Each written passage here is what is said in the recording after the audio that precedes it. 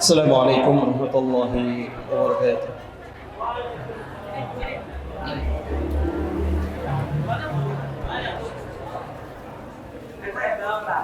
Kalau sudah siap kita mulai ya. Suaranya tenang, dengarkan kajian. Karena kegiatannya juga setahun satu kali. Baik. Alhamdulillahirabbil alamin. Hamdan katsiran thayyiban mubarakan fihi. Kama yuhibbu rabbuna wa yardahu. Wa asyhadu an la ilaha illallah wahdahu la syarika lah. Wa asyhadu anna Muhammadan abduhu wa rasuluhu la nabiyya ba'dah.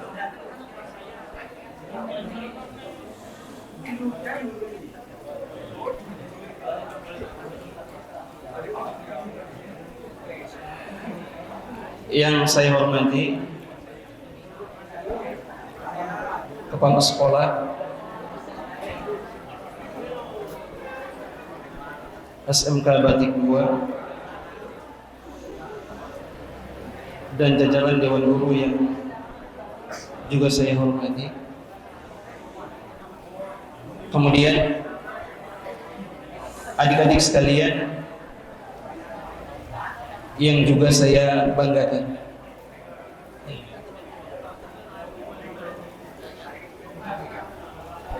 Pagi ini kita panjatkan kehadirat Allah Azza wa Jalla. Masih diberikan kesempatan, keridhaan, taufik, hidayah dari Allah Subhanahu wa taala bisa mendengarkan ayat-ayat Allah dibacakan, bisa untuk mentadabburi ayat Allah.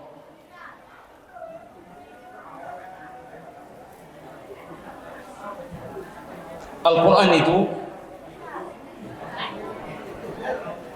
adalah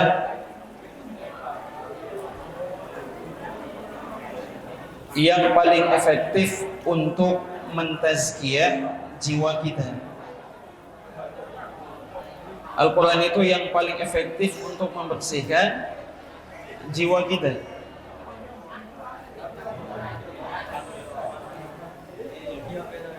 Ini suaranya hampir berimbang ya antara saya dan adik-adik sekalian. Mohon untuk lebih tenang didengarkan.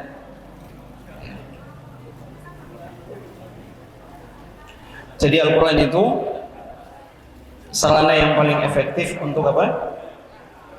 Membersihkan jiwa kita. Ada para ulama mereka mengatakan Al-Quran itu adalah sumbernya ilmu dan akhlaknya manusia. Al-Quran itu sumbernya ilmu dan akhlaknya manusia. Orang bisa bertutur kata dengan baik, bisa hormat kepada orang tua, kepada guru di sekolah, baik kepada tetangga, bermuka manis ketika bertemu dengan teman, atau mengucapkan salam kepada para gurunya, atau mendoakan kebaikan untuk orang tuanya. Orang tua itu ada dua. Orang tua itu dari sisi memiliki nasab orang yang melahirkan kita, dan dari sisi ilmu yang memberikan ilmu kepada kita, itu juga orang tua. Jadi kalau orang tua itu yang melahirkan kita, para guru itu adalah orang tua dari sisi orang yang memberikan kepada kita ilmu. Karena itu nggak boleh pelit, supaya bisa mendoakan kedua-duanya. Itu di antara bentuk kita bisa untuk mentadabbur Al-Quran.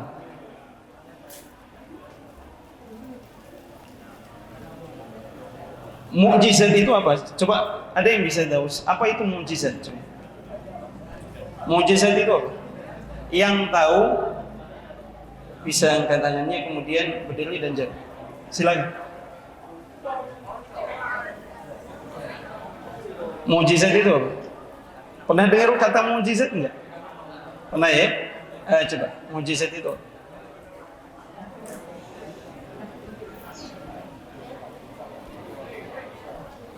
Yang di belakang? Atau yang di tengah Pak Menggali? Yang di depan? Atau mbaknya yang duduk di sini? Mukjizat itu apa? Tadi udah selawat kan? Ya.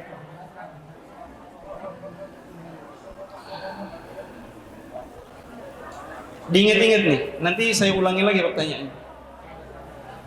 Mukjizat itu kejadian yang luar biasa, yang tidak bisa diakalkan oleh logika manusia. Kejadian luar biasa yang tidak bisa dilogikakan oleh akal manusia. Itu mukjizat. Dicatat. Supaya nanti kalau ditanya diingat. Bisa dilihat kalau lupa. Para ulama mengatakan ilmu itu diikat dengan tulisan. Ilmu itu diikat dengan tulisan. Hewan peliharaan kita, kambing, kudus ya, itu juga kalau tidak diikat bakal pergi. Seperti itu.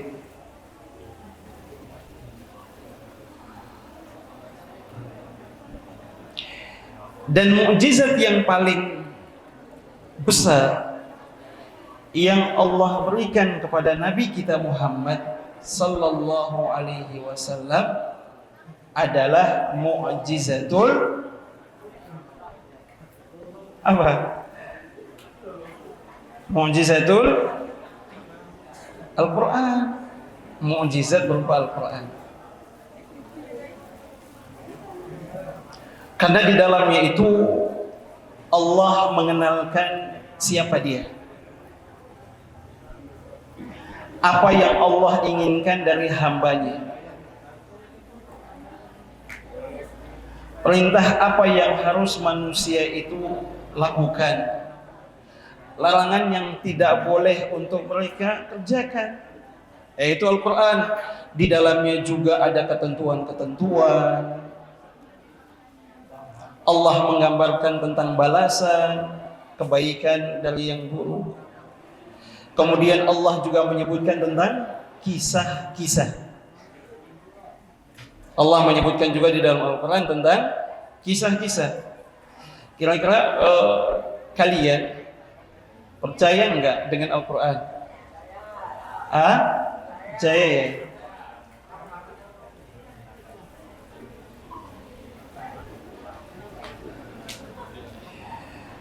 Sekedar percaya saja cukup apa tidak? Tidak. Tapi harus dibaca. Makanya Allah mengatakan ayat yang pertama kali turun itu apa? Coba baca ayatnya Mas. Ayo. Laki-laki itu harus gentleman ya.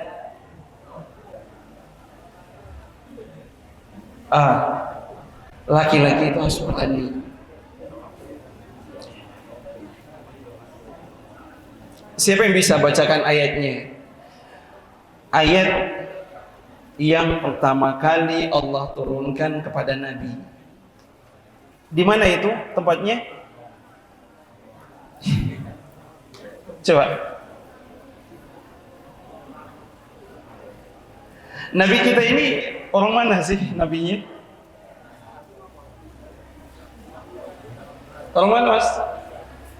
Bukan orang Brazil loh ya. Kalau di Brazil ada Neymar, itu kan yang suka sepak bola. Siapa lagi? Ada Vinicius gitu kan? Suka nonton bola? Nah. Nabi kita asalnya dari mana, Mas?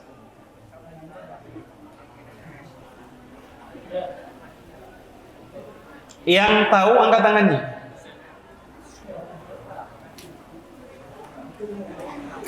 Catat. Nabi kita itu asalnya beliau dari bangsa Arab, khususnya dari Mekah. Catat. Bisa jadi nanti jadi pertanyaan.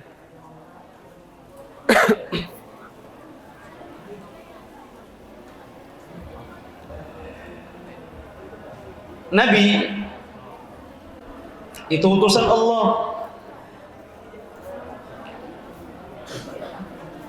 Nabi itu utusan Allah. Allah pilih. Dan Nabi yang kita ketahui itu hanya beberapa saja. Yang tidak kita ketahui lebih banyak lagi. Ratusan ribu. Yang menjadi Nabi itu 300-an. Yang disebutkan di dalam Al-Quran 25. Yang tidak kita ketahui, Allah mengatakan wa minhum yaqsusna 'alaikum wa minhum lam yaqsus. Sebagian nabi itu ada yang kami kisahkan untuk kalian, sebagiannya lagi tidak kami kisahkan. Lebih banyak yang Allah tidak kisahkan dibanding yang Allah kisahkan. Dan ketika Allah mengutus Nabi Muhammad sallallahu alaihi wasallam di usia berapa itu Nabi diangkat menjadi Nabi? Nabi Muhammad diangkat menjadi seorang Rasul utusan. Ada yang tahu?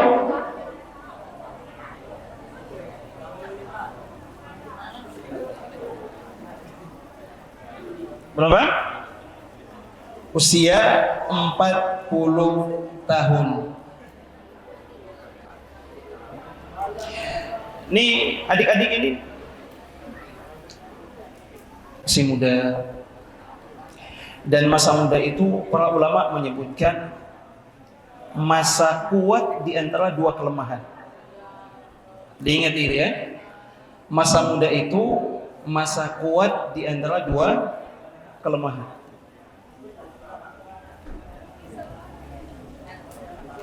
Kelemahan yang pertama, ketika masih berusia mulai 0 bulan sampai dia berusia kisaran mungkin 13 tahun.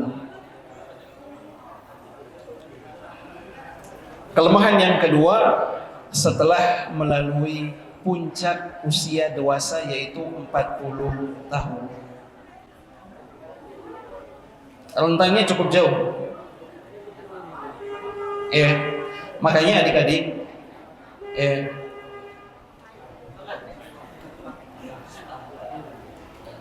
gunakan masa muda dengan menguatkan pondasi keimanan, itu yang pertama. Yang kedua, tingkatkan kualitas kita. Kualitas. Fungsi dari kualitas itu adalah kuantitas. Semakin seseorang itu belajar, dia akan semakin tahu tentang berbagai hal. Dan itu menjadi modal, bekal untuknya di masa yang akan datang. Adik-adik sekarang mungkin belum tahu manfaatnya ilmu yang dipelajari itu apa. Karena yang dikasihkan itu adalah kunci untuk membuka gudang ilmu yang sedemikian luas. Nah, kunci itu nanti dibawa tuh. Apakah akan dipakai untuk membuka atau dibawa saja kemana-mana? Ilmu itu harus ada manfaatnya. Harus ada manfaatnya.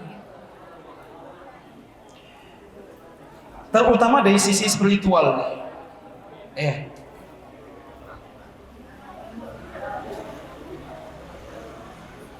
Kita mulai dari inti dari Isra dan Mi'raj itu adalah perintah tentang apa sih? Adik-adik sekalian, inti Isra Mi'raj itu tentang apa? Diperintahkannya sholat 5 waktu. Sholat 5 waktu. Ini pondasi agama. Islam itu, kata Nabi, akan terlepas satu demi satu. Yang pertama kali terlepas adalah hukumnya. Orang sudah tidak peduli tentang masalah hukum. Dahulu kalau misalkan ada orang yang maling, dia akan dipotong tangannya. Dipotong tangannya. Bukan dipotong masa tahanannya ya. Dipotong tangannya. Atau melakukan tindakan-tindakan pelanggaran agama, itu bisa dihukum dengan hukuman cambuk. Ada orang yang misalkan dia melanggar suatu aturan di dalam agama, kemudian ditanam hidup-hidup, disisakan kepalanya, dilempar sampai mati. Itu agama. Dahulunya itu diberlakukan. Sekarang tidak. Tapi semua kebaikan itu mulainya dari sholat. Teman, adik-adik coba ini dipahami betul-betul. Sholat. Sholat itu tiang agama. Pondasinya adalah iman. Iman itu membenarkan dengan hati, mengucapkan dengan lisan, mengamalkan dengan anggota tubuh.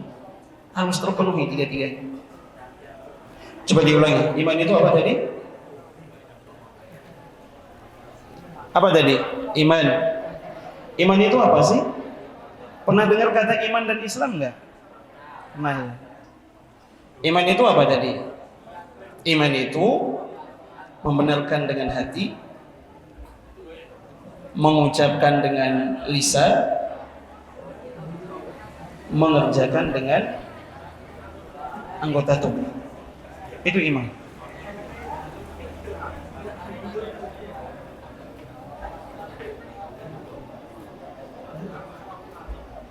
Iman itu apa tadi? Coba Mas. Iman itu apa? Atau bisa dibantu yang paling pojok belakang samping. Apa tadi Mas? Iman itu membenarkan dengan hati. Kemudian yang kedua apa Mas? Yang paling depan coba. Mengucapkan dengan lisan. Coba diulangi Mas. Iman itu apa tadi?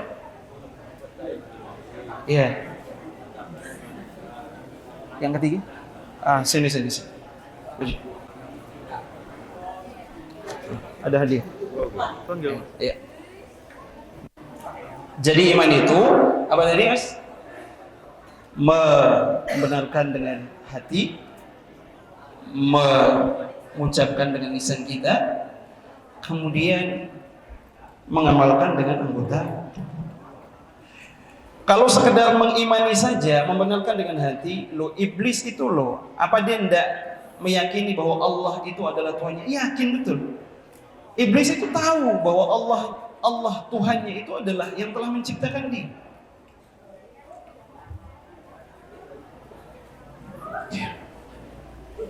Dia mengucapkan juga dengan lisannya bahwa Tuhannya adalah Allah. Tetapi dia menentang atau tidak? Menentang Allah. Dia menentang Allah. Maka tidak sempurna imannya. Dan iman ini menjadikan orang itu bisa menjadi cinta, bisa menjadi takut, dan selalu berharap sama Allah.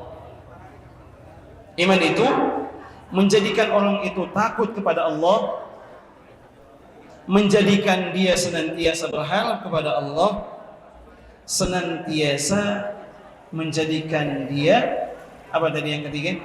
Takut, berharap, dan cinta.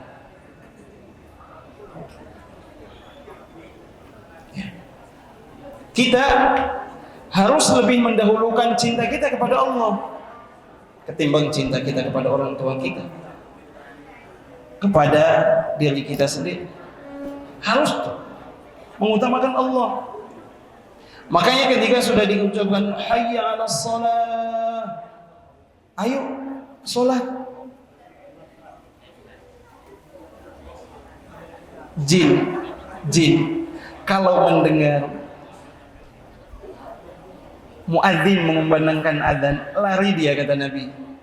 Ini ada orang rumahnya tetanggaan sama masjid, adzan dikumandangkan malah gitaran misalnya. Ngakunya Islam. Repot ini. Ya, kualitasnya seorang muslim, terutama laki-laki ini, sholat jamaah di masjid apa di rumah? Kalau di rumah pakai mukena saja, ya, robnya juga dipakai. Sholat di masjid nggak usah disuruh. Kenapa? Munculnya di iman, cinta, takut, berharap sama Allah tadi. Nggak usah disuruh, otomatis, ya, otomatis. Sekarang saya mau tanya, ini kita kan ngaku nih Islam, Muslim. Nah, Islam itu apa? Pasrah, tunduk. Ke siapa? Allah. Ya, kita mentauhidkannya, tidak melakukan kesyirikan. Ya, tidak boleh mengucapkan kata-kata yang jorok. Nabi mengatakan, al-muslimu man salimal muslimuna min lisanihi wa yadihi. Seorang muslim itu adalah orang muslim lainnya yang selamat dari lisan dan tangannya. Jangan suka ganggu. Ini adik-adik saya kasih paham dulu, supaya jangan suka mengucapkan perkataan yang buruk. Nakalnya remaja itu bisa terbagi menjadi dua macam. Nakal yang biasa, nakal yang bisa melanggar hukum.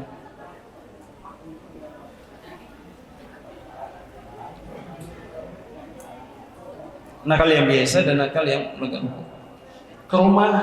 Di rumah nggak pamit kepada orang tua ketika mau pergi.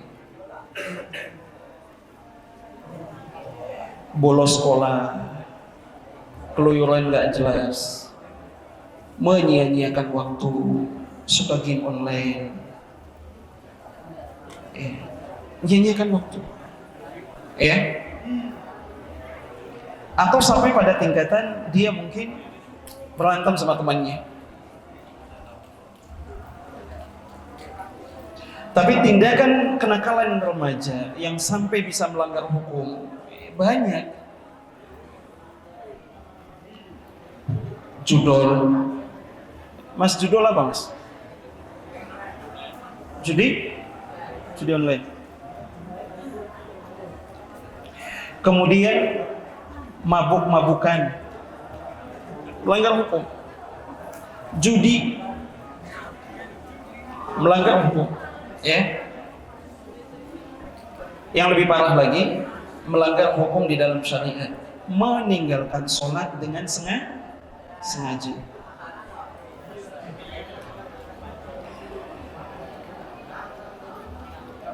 Baik, sekarang coba kita mulai dengan kisah Isra dan Mi'raj.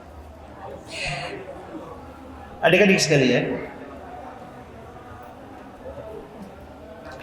ketika Nabi alaihi salatu wassalam di tahun ke-10 setelah melalui rentetan peristiwa yang begitu menyedihkan,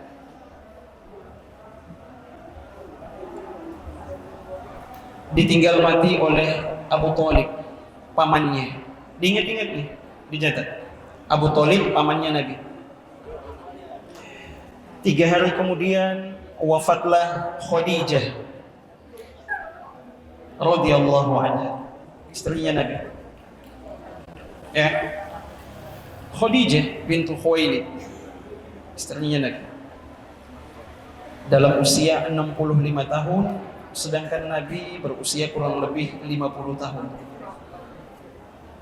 Dan adik-adik perlu ketahui bahwa Nabi diutus ketika usianya 40 tahun, wafat di usia 63 tahun. Dakwahnya dibagi menjadi 2 periode. Periode yang pertama adalah periode Mekah selama 13 tahun. Periode yang kedua di Madinah sebanyak 10 tahun. Waktu yang singkat, tetapi berkah. Orang itu usianya, harapannya adalah berkah usia. Jangan usia yang sia-sia. Usia yang berkah. Usia yang berkualitas, yang diisi dengan hal-hal yang positif,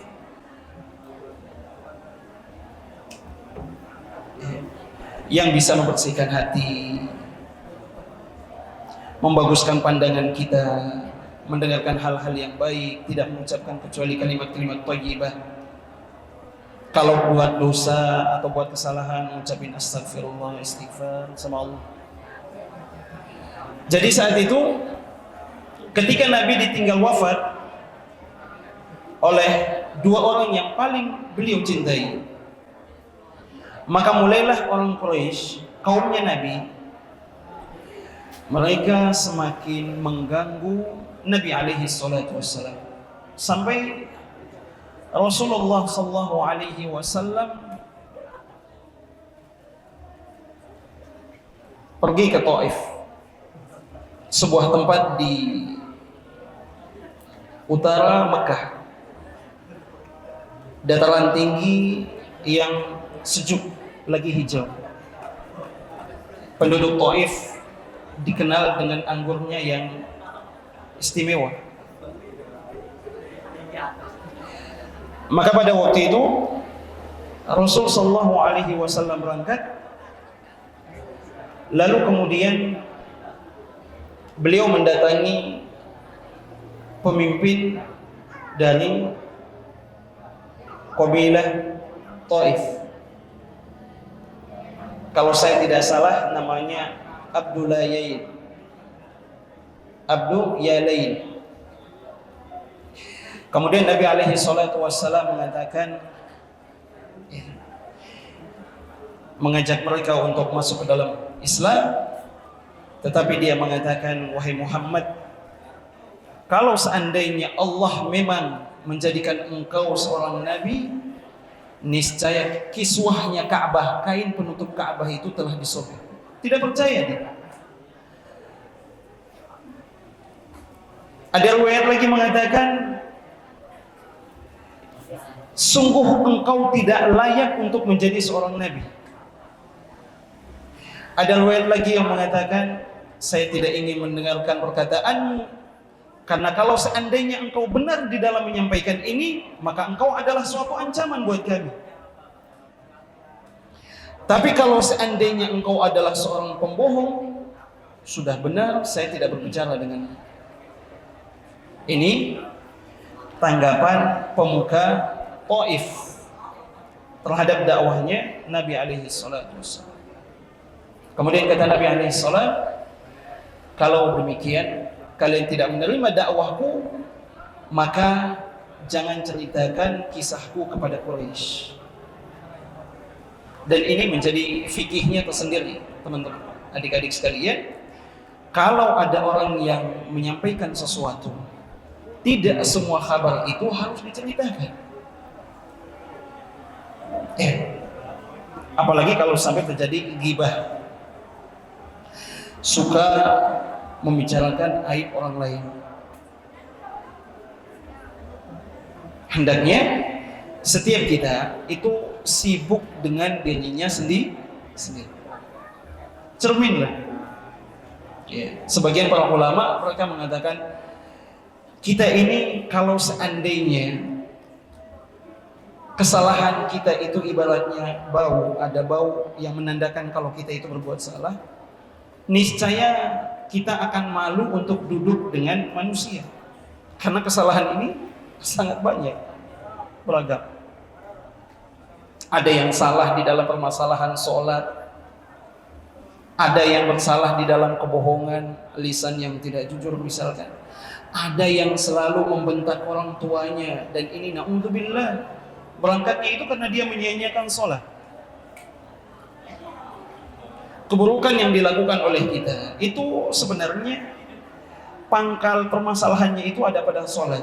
Makanya Allah mengatakan di dalam surah Maryam, Allah mengatakan fakhalafa min ba'dihim khalfun adha'us shalah wattaba'us syahawat fasawfa yalqawna ghayya.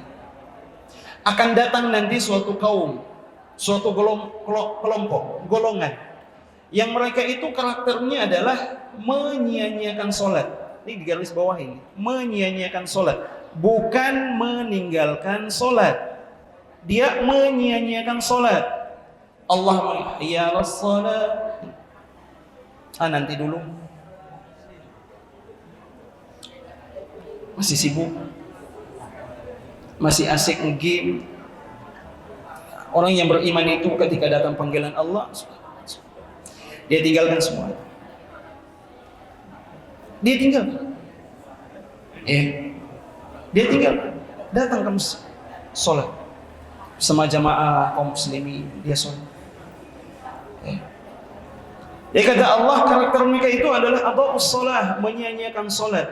Adik-adik tahu efek negatifnya orang yang menyia-nyiakan sholat itu, kata Nabi, kata Allah Azza wa Jalla, wattaba'us syahawat. Mereka itu pasti pengikut hawa nafsu. Hawa nafsu yang itu diikuti itu. Pengikut hawa nafsu. Kalau orang itu sudah mengikuti hawa nafsunya, kata Allah, fasawfa yalqawna ghayya, sesat. Ya, sulit untuk menemukan jalan kembali. Dan itu berat, adik-adik sekalian. Kita butuh hidayah, taufik, pertolongan Allah. Ya, sholat ya, nggak perlu dioyak-oyak sama bapak ibu guru. Kemudian teman-teman, adik-adik sekalian langsung aja dengan kesadaran, karena cinta, takut, dan harap pahala dari Allah. Sehingga dengan diawasi atau tanpa diawasi, sholat. Karena berangkatnya dari iman, bukan karena keterpaksaan. Apalagi sampai muncul ingin untuk dipuji. Na'udzubillah. Na'udzubillah. Jangan ingin dipuji. Waktunya sholat, sholat. Baik, kita lanjut. Sesudah itu,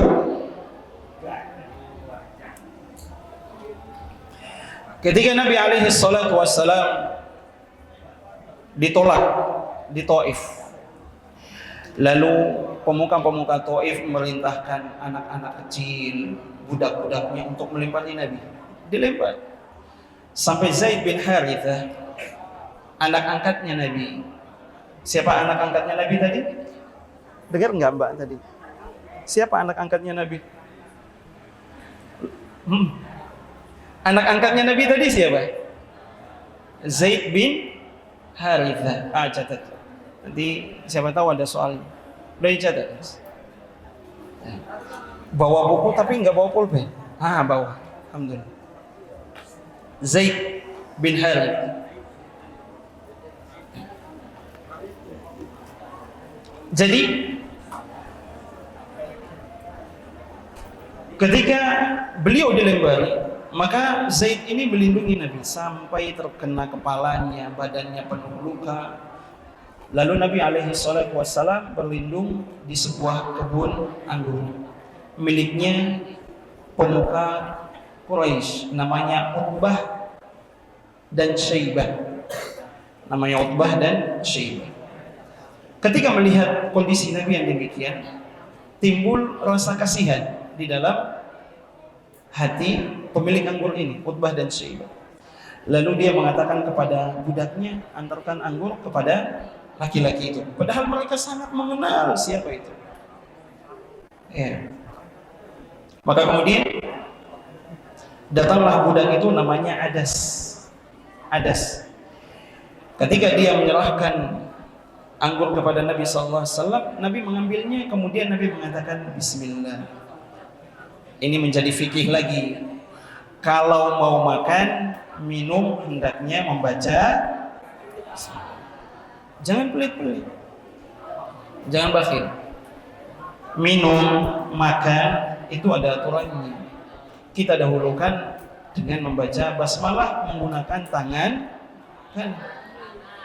Nabi alaihi salatu wassalam bersabda, "Kul biyaminik wa kul mimma yalik." Makanlah, minumlah dengan tangan kanan.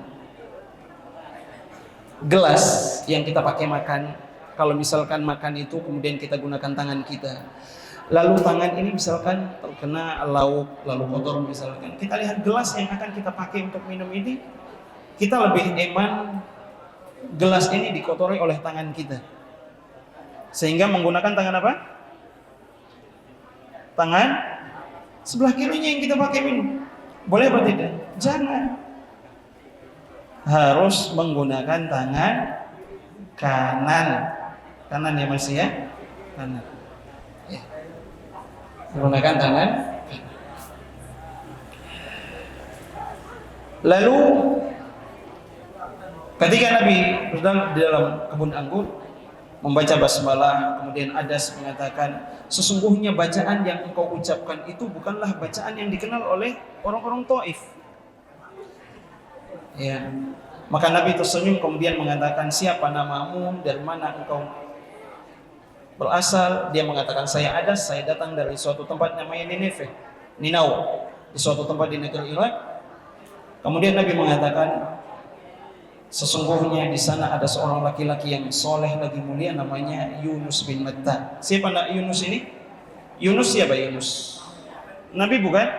Nabi. Seorang Nabi yang kisahnya masyhur dalam Al-Quran.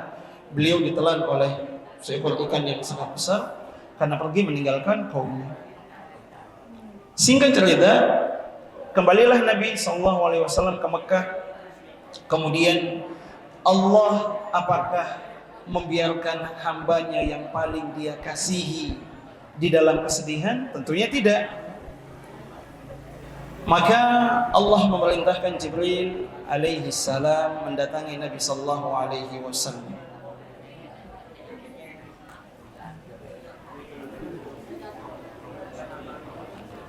Yang ini menjadi inti kisah. Turunlah Jibril. Kemudian Nabi sallallahu alaihi wasallam diisrakan. Isra itu artinya diperjalankan. Ada yang menjalankan Nabi, bukan Nabi yang berjalan, tidak, diperjalankan. Diperjalankan. Isra itu diperjalankan. Yang memperjalankan siapa? Jibril alaihi salam atas izin Allah. Dengan apa? Dengan sebuah kendaraan tunggangan namanya buraq. Yang itu para ulama mengatakan asal katanya adalah barkun. Barkun itu kilat. Jadi dinamakan buraq itu dengan barkun itu dengan buraq disebabkan tunggangan ini sekali melompat sejauh mata memandang. Buraq itu kalau melompat atau sekali terbang sejauh mata memandang sampai.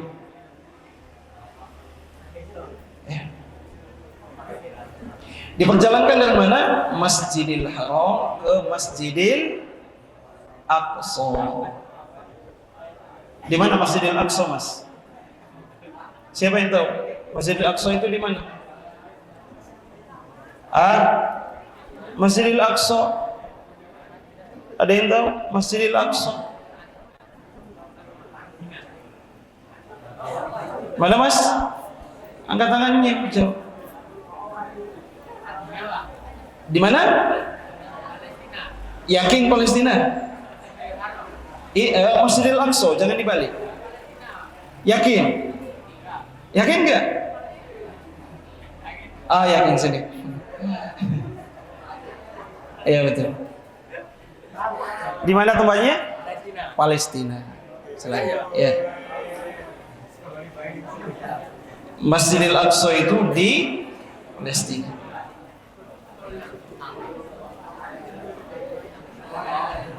Kemudian yang jadi pertanyaan, apakah Nabi melakukan Isra itu dengan ruhnya saja? Ruh ya, tahu ya ruh ya?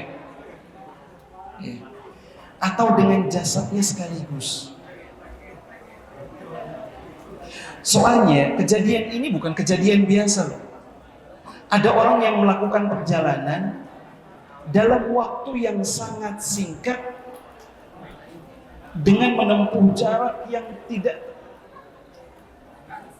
yang menurut akal manusia kita, logika kita itu akan ditolak. Ya. Para ulama mengatakan Nabi itu diisrakan ruh dan jasadnya sekaligus.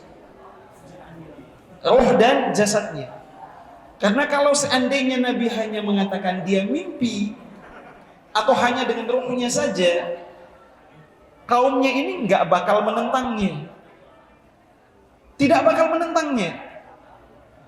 Tapi Nabi mengatakan, saya diperjalankan dari Mekah ke Palestina.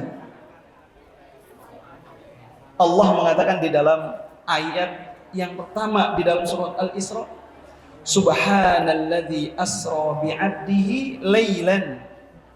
Maha suci Allah yang asra, memperjalankan abdihi laylan. Hamba itu unsurnya adalah ruh dan jasad. Bukan hanya ruhnya saja. Laylan, pada suatu malam. Minal masjidil harami ilal masjidil aqsa. Dari Masjidil Haram di Mekah ke Palestina. Adik-adik tahu, di zaman itu tidak ada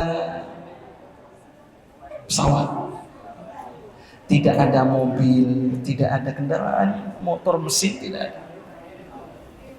Orang biasanya menggunakan kuda, onta, keledai untuk melakukan aktivitas perjalanan jauh. Sehingga ini menjadi sesuatu yang mustahil. Mustahil. Tidak ada orang yang percaya ada manusia di zaman itu yang bisa melakukan aktivitas perjalanan dalam waktu yang sangat singkat dengan tempat yang sangat jauh, apalagi sampai mengatakan kemudian saya ke langit. Ini apa ini maksudnya? Tidak ada yang akan percaya. Tetapi seorang muslim, adik-adik percaya apa enggak? Percaya apa enggak? Peristiwa Isra Mi'raj. Percaya ya? Konsepnya seorang muslim itu mengatakan innallaha ala kulli syai'in qadir. Sesungguhnya Allah atas segala sesuatu Maha menguasai. Allah mampu untuk melakukan apa saja. Allah mampu. Makanya kadang-kadang kita lihat orang yang sudah divonis dokter, usianya tinggal segini, ternyata lebih panjang usianya. Ada hakim yang menangani kasus misalkan di pengadilan, yang sudah divonis itu ternyata hakimnya terlebih dahulu mati sebelum orang yang divonis itu dihukum. Kadang seperti itu, dan itu terjadi. Ada kadang-kadang ada yang menganggap karena dia masih muda, hidupnya masih lama, ternyata takdir berkata lain. Dan ini harus menjadi kehati-hatian buat kita semua.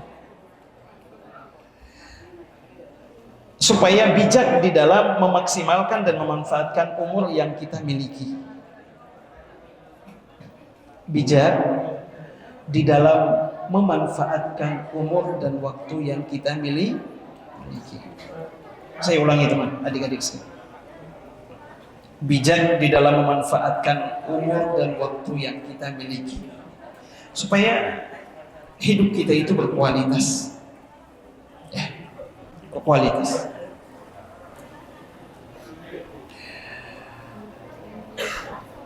Lalu Nabi menambatkan tunggangannya di salah satu sisi dari Masjidil Aqsa. Beliau tambatkan. Jadi ketika naik ke langit, Allah menjelaskan ayatnya di dalam surah Al-Isra untuk diperjalankan. Tetapi ketika membahas Mi'rajnya, Allah membahas di dalam surah An-Najm. Dicatat itu. Di dalam surat An-Najm di juz yang ke-27. Mungkin adik-adik ada yang sudah hafal juz 30. Alhamdulillah kalau bacaannya sudah mulai ketata, tahsinnya bagus, makhrajnya udah benar, ada sifat yang sudah mulai dipelajari. Itu adalah suatu keberhasilan. Ya. Karena tidaklah orang yang mendekatkan diri dengan Al-Quran kecuali Allah pasti akan muliakan. Makanya kalau yang paling enak itu kalau ditanya profesinya apa, ya pengajar Al-Quran. Mengajar Al-Quran. Dan adik-adik yang sudah mulai belajar tahsin, dia harus memanfaatkan itu, jangan berhenti. Ya. Dan tidak mungkin orang yang memiliki ilmu itu Allah sia-siakan dia, enggak. Pasti Allah angkat derajatnya. Allah mengatakan di dalam Al-Quran di surat Al-Mujadilah di juz yang ke-28, Allah mengatakan yarfa'illahu alladhina amanu minkum walladhina utul ilma darajat. Orang yang punya ilmu itu Allah angkat beberapa derajat. Luar biasa. Allah angkat dia. Ya. Bukan dia ingin menampilkan dirinya, tidak. Orang yang semakin berilmu dia juga harus semakin tawadhu, semakin rendah hati. Ya. Semakin baik akhlaknya, semakin baik ibadahnya, tutur katanya, dia perbanyak zikir, dia banyak tilawah Al-Quran, dan semua itu adalah nikmat dari Allah. Kemudian adik-adik sekalian, setelah Nabi menambatkan tunggangannya di Baitul Maqdis, Nabi mengimami para nabi untuk sholat, mengimami para nabi sholat. Sholat ini para ulama menyebutkan qiyamul lail, sholat malam, yang mungkin kita kadang-kadang hanya melakukannya ketika awal-awal bulan Ramadan, sholat tarawih di hari yang pertama. Setelah itu libur panjang, libur panjang, tidak sholat lagi. Karena kebanyakan kita ini lebih suka dengan sesuatu yang seremonial gitu ya. Yang lebih penting itu adalah esensi dari itu. Tujuan dari itu apa? Jadi kalau sudah dengarkan kisah Isra Mi'raj itu, pokok yang Allah mau dari Isra Mi'raj itu apa sih? Iya. Ternyata yang Allah inginkan adalah sholat. Ya. Maka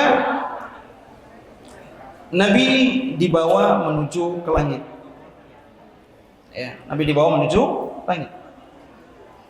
Ya. Ditanya oleh malaikat penjaga di langit dunia, langit yang pertama, siapa Anda? Jibril mengatakan, saya Jibril. Siapa yang bersamamu? Muhammad. Apakah dia telah diutus? Iya, dia telah diutus. Maka malaikat penjaga langit yang pertama mengatakan,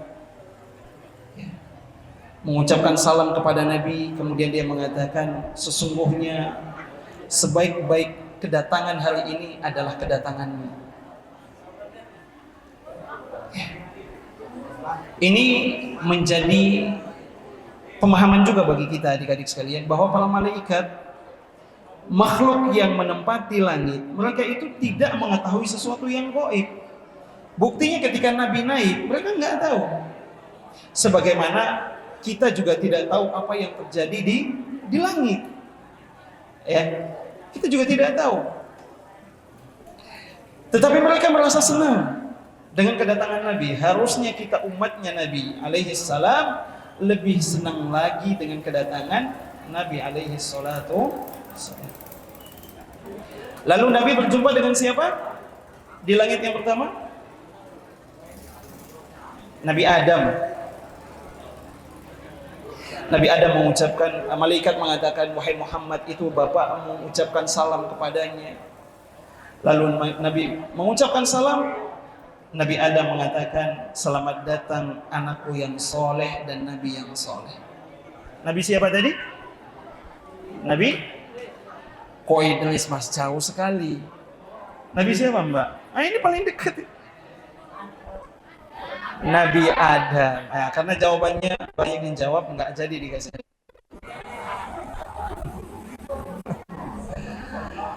Nabi Adam naik langit yang kedua. Langit ada berapa lapis? Kalau menurut Al-Quran loh ya, bukan saya yang mengatakan. Al-Quran itu kata Allah, khalaqas samawat sab'a samawat. Allah menciptakan 7 lapis langit. Tetapi langit itu ya ada jaraknya. Nabi mengatakan di dalam hadis, ya, jarak antara satu langit dengan langit yang berikutnya itu perjalanannya kurang lebih 500 tahun. Ya. Bumi Allah ciptakan wa mithlahun 7 lapis juga, tetapi tidak ada jaraknya. Iya, tidak ada jaraknya. 7 lapis bumi. Makanya penggunaannya pun tunggal. Al-ard. Kalau sama satu, samawat, langit-langit. Allah mengatakan, walaqad zayyana as-sama. Allah telah menghias langit-langit itu dengan lampu-lampu, bintang-bintang. Lihat kemahakuasaannya Allah.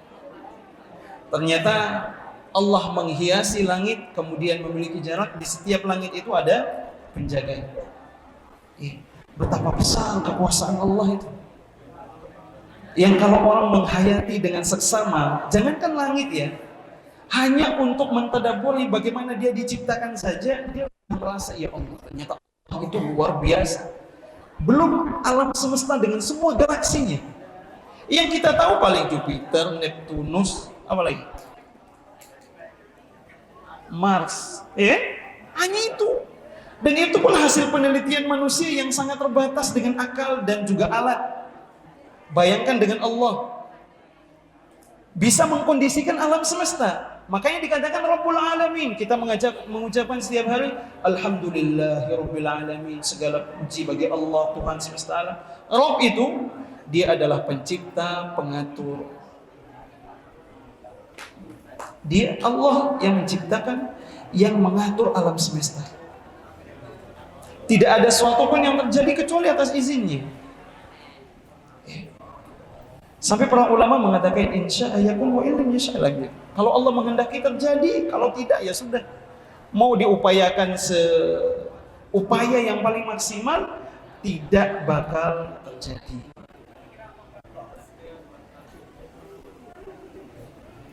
Naik langit kedua, sama. Ditanya oleh malaikat siapa? Malaikat Jibril menjawab, saya Jibril. Siapa yang bersamamu? Muhammad. Kemudian mereka mengatakan fa ni'mal maji'u ja, yang sebaik-baik yang datang hari ini adalah orang ini. Maksudnya Muhammad. Maka dipersilakan masuk. Lalu Nabi bertemu dengan Nabi siapa di langit yang kedua? Ada yang bisa jawab? Langit yang kedua ada Nabi siapa? Yang Nabi alaihi salam bertemu.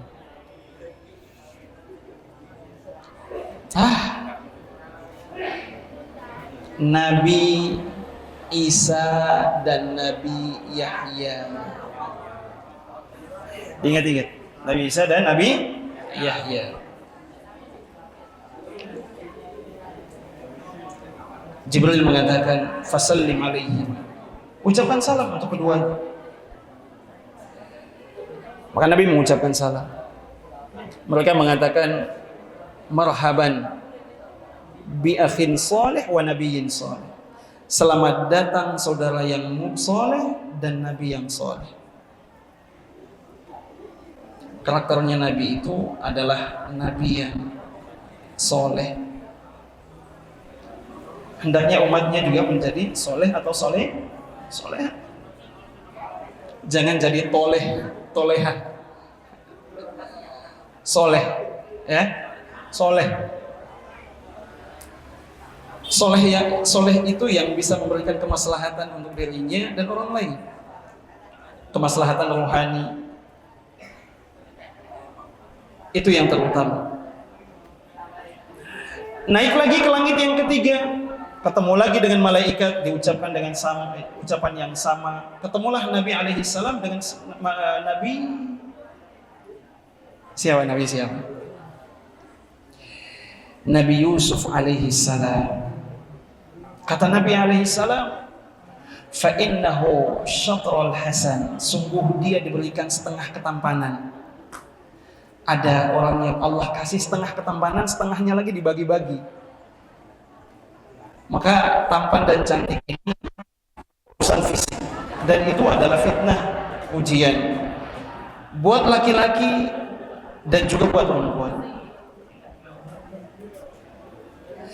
Karena itu mata harus dijaga.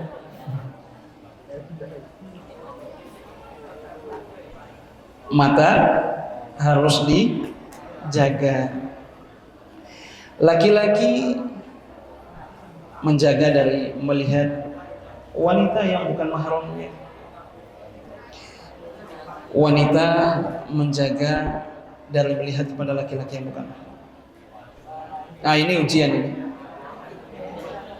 Boleh itu kalau melihat dengan enggak sengaja, sekali melihat, lalu mengatakan karena sekali saja sekalian lama ya.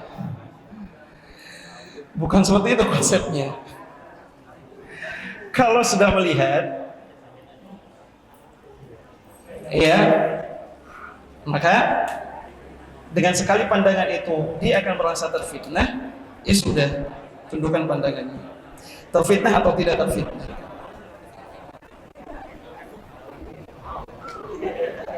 Karena itu Nabi Yusuf itu, ya kisahnya ya, sampai para wanita itu melukai tangan mereka tanpa disadari, saking melihat indahnya Nabi Yusuf alaihissalam. Nggak ada lagi itu, ada adik-adik yang perempuan nih, kalau lihat ada aktor yang datang, nggak sampai bikin melukai tangan atau sampai pegang kepala kemudian sempoyongan jalannya karena saking takjubnya melihat orang yang tampan. Itu tidak terjadi. Nah, setengahnya lagi itu dibagi-bagi. Dibagi-bagi saja masih banyak yang ganteng kan? Apalagi setengahnya. Begitu. Nabi siapa tadi? Siapa mas? Yunus. Ingatnya Yunus saja dari tadi.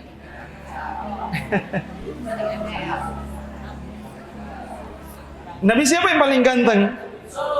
Kalau dibandingkan sama Nabi Muhammad? Ayo coba. Tetap yang paling ganteng adalah Nabi Yusuf. Rasulullah itu ganteng. Bahkan ada kitab khusus hanya untuk menyebutkan fisiknya Nabi. Ya. Para sahabat mengatakan kalau disandingkan ke rembulan, Nabi itu lebih tampan dari rembulan. Itu rembulan loh ya. Itu orang dahulu menjadikan rembulan. Ya, itu untuk suatu keindahan, puncaknya keindahan. Nah, Nabi itu lebih indah dari itu. Tapi Nabi alaihi salam, ya, dibandingkan dengan Nabi Yusuf tetap yang paling tampan. Syatrul hasan. Sampai para wanita menyakiti tangan mereka tanpa mereka sadar. Sambil terpukau melihat, kemudian mereka mengatakan, innahu malakun karim. Ini bukan manusia biasa nih, ini malaikat yang mulia. Coba bayangkan, ada manusia yang dilihat kemudian mereka mengatakan ini bukan manusia tapi jelmaannya malah malaikat. Langit ketiga, langit keempat bertemu dengan Nabi Idris alaihissalam. Siapa Mbak? Sudah tahu tadi. Langit kelima Nabi siapa? Langit yang kelima Nabi Harun. Nabi Harun alaihissalam. Langit yang keenam dengan Nabi Musa alaihissalam. Langit yang ketujuh dengan Nabi Muhammad. Ini yang sedang diisrakan Nabi Muhammad. Kenapa masih dibilang Nabi Muhammad lagi? Jelmaan. Dapat dari mana kau Nabi Muhammad? Nabi Ibrahim. Siapa yang jawab tadi? Siapa yang jawab? Ini. Siapa? Kok dua? Salah satunya saja. Ayo. Siapa? Iya sini. Nabi Ibrahim alaihissalam. Iya sini.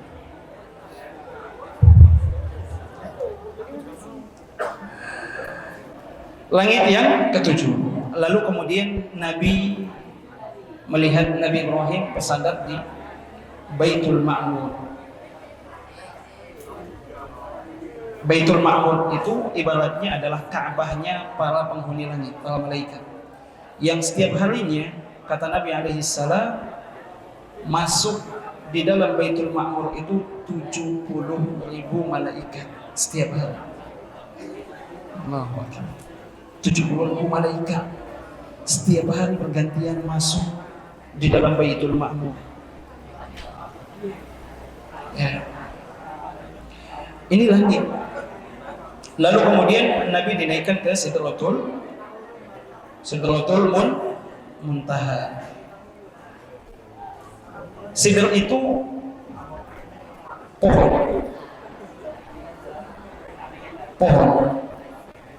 Ini akal kita tidak bakalan masuk. Yang Nabi lihat pohon yang sangat besar. Sidr itu pohon bidara. Pohon bidara. Yang buahnya itu kata Nabi alaihissalam kayak kullah. Kullah itu sejenis timba air yang dipakai oleh bangsa Arab yang ukurannya besar. Padahal pohon bidara itu paling buahnya segini lah ya. Begini. Pohon bidara ini besar. Disitulah Allah menurunkan perintah sholat 5 waktu.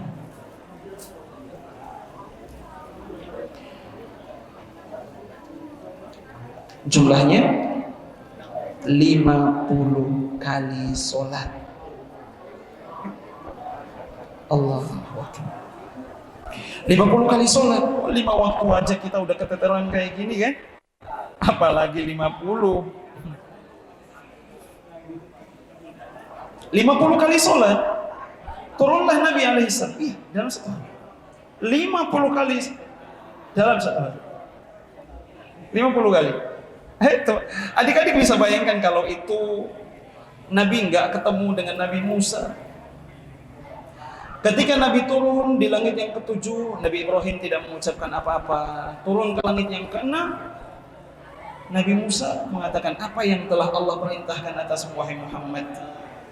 Nabi mengatakan, saya diperintahkan kewajiban sholat 5 waktu untukku dan umatku. 50 kali.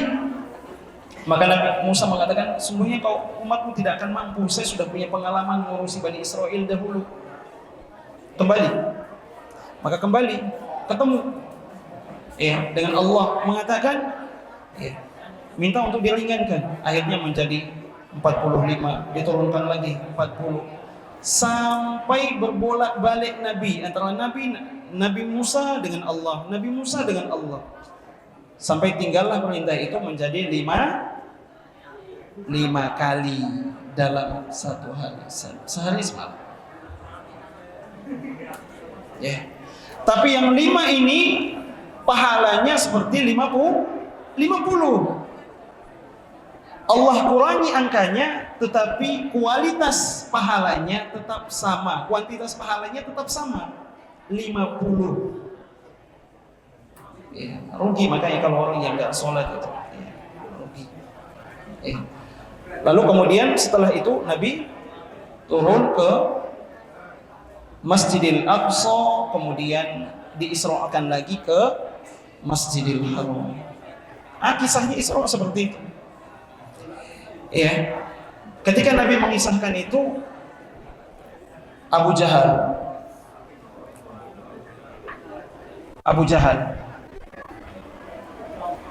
dia mengatakan, wahai Muhammad, apakah engkau mau saya kumpulkan Quraisy kaummu supaya engkau menceritakan kisah ini? Nabi mengatakan iya. Lalu Nabi alaihi salam mengisahkan kisah Isra Mi'raj. Tahu responnya penduduk Mekah? Ada yang pukul-pukul kepalanya, ada yang tepuk-tepuk tangan, ada yang pukul pahanya. Semuanya sontak terpanjat. Ini nggak mungkin terjadi. Ya, nggak mungkin. Tapi bagi Allah itu sesuatu yang mudah. Ya. Sesuatu yang mudah. Ya. Maka saat itu yang tidak percaya hanya satu orang sahabat, Abu Bakar As-Siddiq. Abu Bakar As-Siddiq radhiyallahu anhu. Dia membenarkan semua yang Nabi ceritakan, bahkan dia mengatakan, kalau seandainya Nabi Muhammad mengatakan yang lebih dari itu, saya bakalan tetap percaya. Ada riwayat yang mengatakan, kalau seandainya Nabi Muhammad mengatakan tembok yang putih itu adalah hitam, saya akan membohongi mata saya dan saya katakan bahwa tembok itu hitam. Membenarkan Nabi. Saking besarnya keimanannya Abu Bakar As-Siddiq.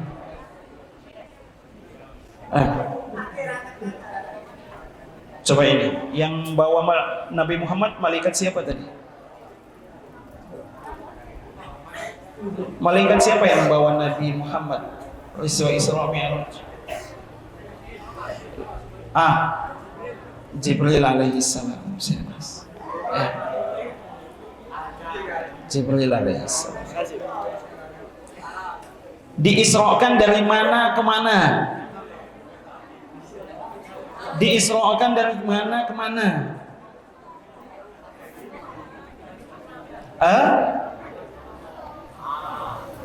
Siapa yang bisa? Isra tadi artinya apa? Isra itu apa sih? Isra apa malaikat? Mas. Allah. Apa? Isra itu diperjalankan. Kurang ada sedikit lagi, Mas. Dari mana ke mana? Nah, itu kan pertanyaan selanjutnya tuh. Mbaknya tuh siapa? Dari mana mbak? Ada catatannya, Masya Allah. Ayo, coba. Yang mau jawab yang angkat tangan atau yang sebelah? Dari masjid? Dari Masjidil Haram ke Masjidil Aqsa. Silakan maju. Ayo sih. Dari Masjidil Haram ke Masjidil Aqsa. Bagus.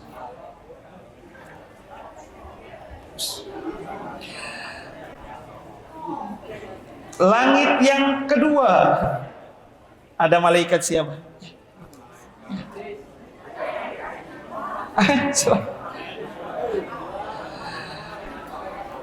Sudah lupa atau pura-pura lupa? Apa? Ada nabi siapa di langit yang kedua? Jangan semuanya aja. Angkat tangannya. Itu yang di belakang ada tuh. Coba berdiri, Mbak.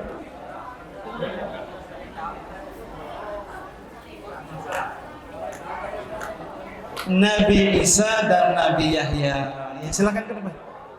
Nabi Isa dan Nabi Yahya.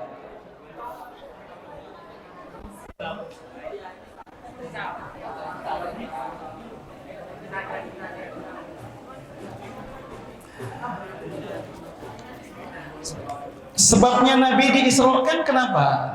Tadi di awal kayaknya kita sudah muqaddimah sebagai pendahuluan. Siapa yang bisa? Supaya kelihatan agak berbobot gitu. Jangan cuma nama, tempat. Coba. Sebabnya.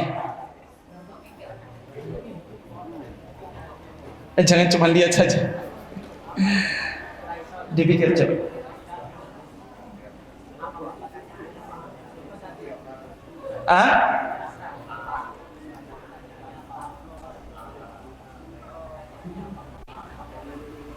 Tidak ada.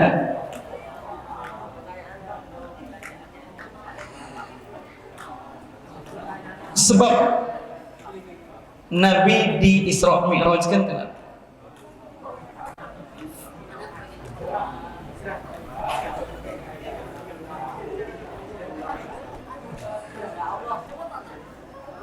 Tidak ada.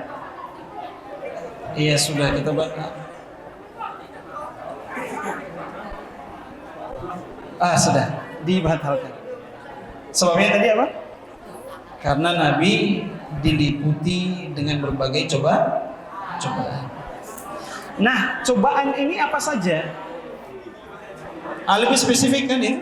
Cobaannya itu apa saja? Satu, siapa yang bisa? Iya Mas. Siapa? Sebabnya apa? Ditinggalkan dua orang yang dia cintai. Ya nggak apa-apa Mas, ini Mas. Iya betul, dicintai oleh dua orang yang beliau cintai. Nah, dua orang ini siapa? Dua orang ini siapa? Siapa? Kayaknya kalau soal jawab ada hadiahnya itu lebih fokus ya.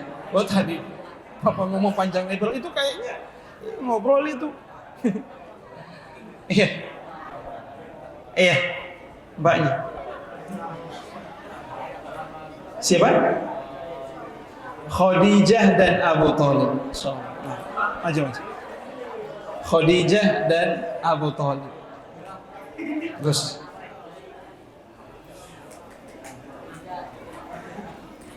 Ya, silakan.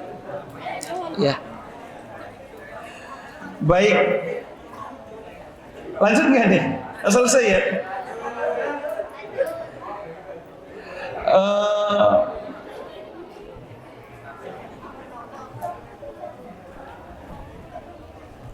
Yang Allah inginkan dari peristiwa Isra dan Mi'raj ini intinya pada apa?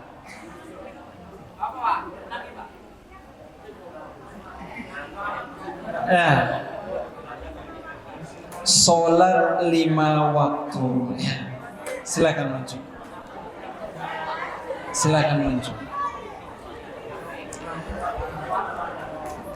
Semangat. Cuman pertanyaannya mbaknya sholat nggak? Sini kembali sini.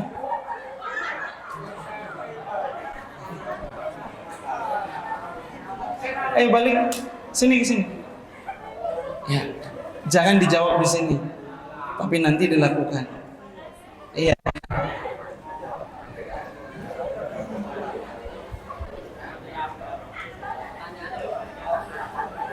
Ini udah pertanyaan yang paling mudah kan? Iya. Baik, adik-adikku sekalian. Ya. Terakhir,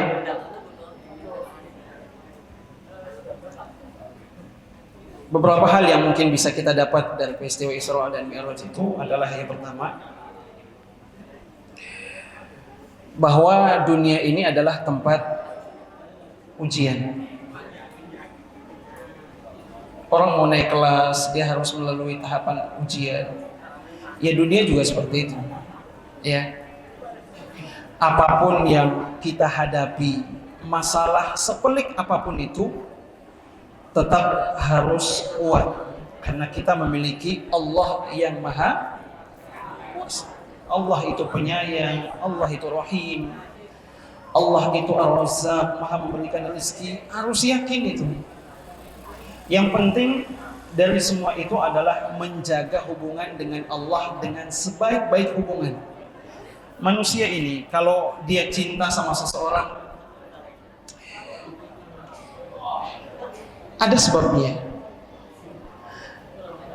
Tapi ketika sudah tidak ada perasaan takut terhadap manusia yang lain, kira-kira dia mendekat atau menjauh?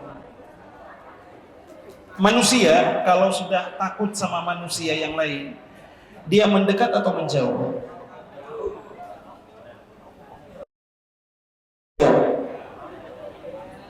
Menjauh. Tapi kalau manusia takut dengan Allah, menjauh atau mendekat?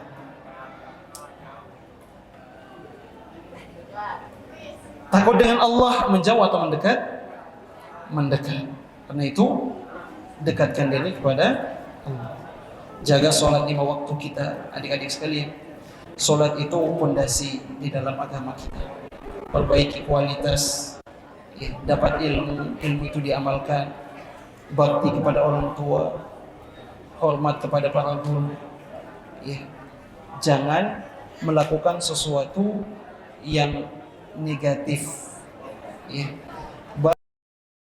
maupun di sekolah, apalagi ketika kita berkumpul dengan teman-teman kita. Saya kira mungkin ini yang bisa saya sampaikan.